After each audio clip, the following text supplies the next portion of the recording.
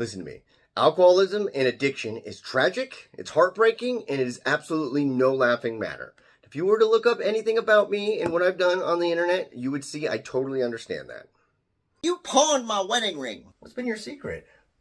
Heroin. Someone out there has been pissing my pants.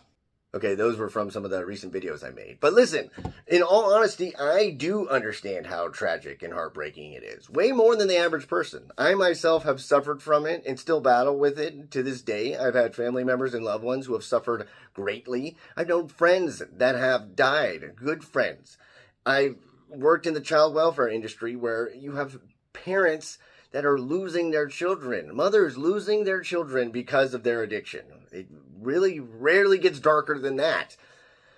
And with that being said, I'm going to talk about how you should have a sense of humor about it. And this is not at all me thinking that, oh, because I'm in recovery, I don't worry about it anymore, so I can laugh at it. No, it is not that at all. I still am deathly afraid of it, truly, and feel threatened by it. And it's absolutely scary.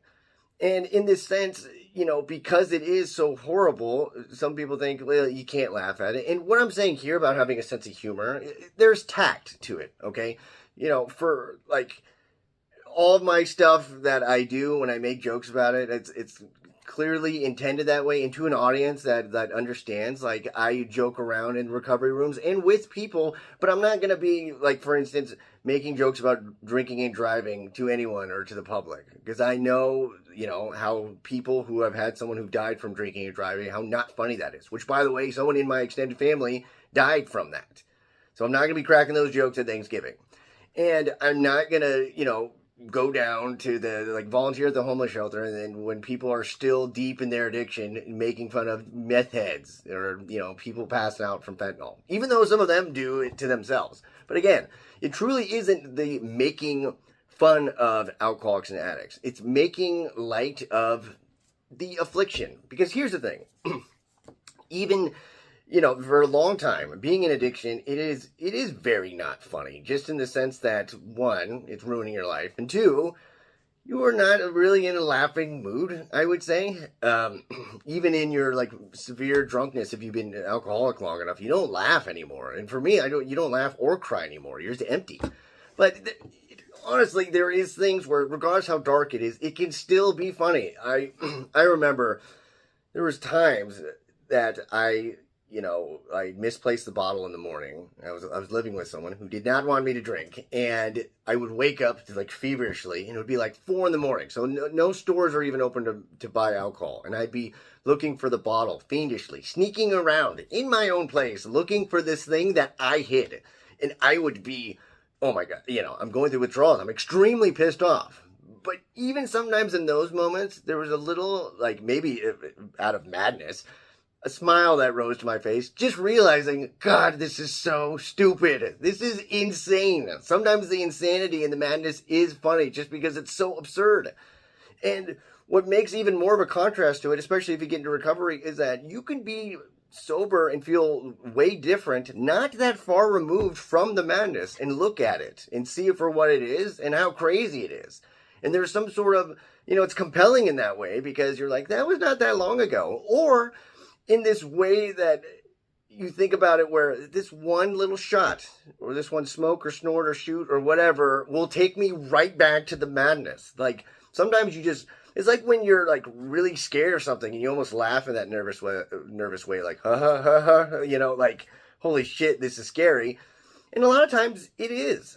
And this is to say that you don't take it, one thing I've learned in recovery is to get rid of this all or nothing, where this is not, either you take it totally serious all the time, or it's whatever, dude. You just make fun of it, you make light of it, and it's never important because you have to laugh at it, and you're always self-deprecating. This is always, being in the middle. And again, using tact, understanding that. If someone is weeping in a meeting because they have just had some calamity befall them and their life is horrible and they're on day one, or maybe not day anything, then probably not the time to make jokes about it. And then some people, honestly, that are brand new in recovery, even going through it, do like the jokes. One thing I hear about all the time, and I've experienced myself in being in treatment. Like, one thing people will say as far as like the positive thing about being in treatment that you hear a lot is that people talk about how they genuinely laughed for the first time in years, decades.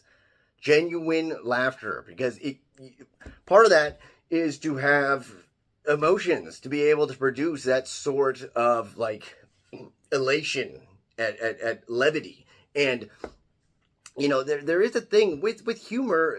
A good part of it does take empathy. Like, I know you can be shitty about it and you can be mean, but there is a part that takes empathy to understand the feelings and emotions of others and then see why that could be funny. And I think that's what people find so cathartic about, even, you don't want to go on and on all day about the drunkalogs, as they call them, or the war stories. But I will tell stories about how ridiculous, in no way bragging about anything, truly some of the dumbest stuff. Like, I've done a video on here about I had the ankle monitor bracelet on for alcohol, and tried to use ham to lunch meat to bypass it. Is that crazy?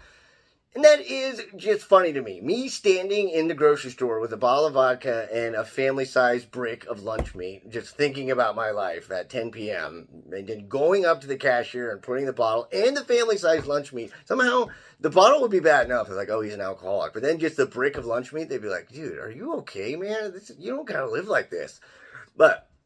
And it's important. It is truly, I believe, and going beyond, like, with a lot of people that have had tragedy and deep sadness in their life, they'll say that laughter is healing, because it is not, it's a way to take some of the power away from it, to be able to laugh at it, to be able to, and I also do believe it shows that there is some forming of insight where you can laugh because you see the ridiculousness of it, how silly it is of what you believed and how you lived. And that's important for me too, because I, to this day, will laugh, and I'll talk about in meetings, just very stupid thoughts, very squirrely, dumb thoughts, like the idea of thinking about drinking normal again after I failed 8,828 times before. I was like, I think I got it this time. To say those out loud, not keep them in, and to see that it is funny, and in seeing how funny it is, again, you see how silly and, crazy the addictive mind is, and it's good to see it that way. It's not good to see it as something that's convincing or compelling, and I think that's one of the big aspects of humor as well. And plus, it's just to enjoy life. Like, one of the big things is, when I was what you call a dry drunk, or, just someone that just simply stopped doing drugs or alcohol, but didn't change or have any growth or anything like that. Just miserable. I wasn't laughing then, and I had no joy in life. And I got to a point where I'm just like, well, why am I even doing this if not even enjoying anything about life? I might as well drink. And so I did. And so part of just truly that enjoyment, again, it can be empowering. It can make you like really consider some insight about the way your life was, the way your brain thinks, and how a lot of times it tells yourself very stupid bullshit that you should not listen to. And also, again, part of the healing, the catharsis, and I can't stress this enough, to be able to relate with others. Sometimes people telling these stories that you felt so ashamed for doing, and you realize, like, oh yeah, I did that too. It's welcoming, and it's bonding. So, with that being said about all the laughter and stuff, time for spooky stuff. My book, You Are Not Alone, is out. You can get it on paperback and Amazon, or ebook. I'll put it in the description below. Well, there's a way you can get a free copy if you want to check it out. It'll be a PDF copy or something. Just see if you like it or whatnot and show it to people. Other than that, for more serious and funny stuff, I co-host a podcast, Shoeless in South Dakota. You can find on all major podcast players. Check me out on TikTok now. Some of the videos I do might get flagged because of insensitivity. Just about drugs and alcohol. Maybe I should cut this part. Not anything bad or super mean. I don't know. I don't know how it works. I'm 36. I don't know how anything works.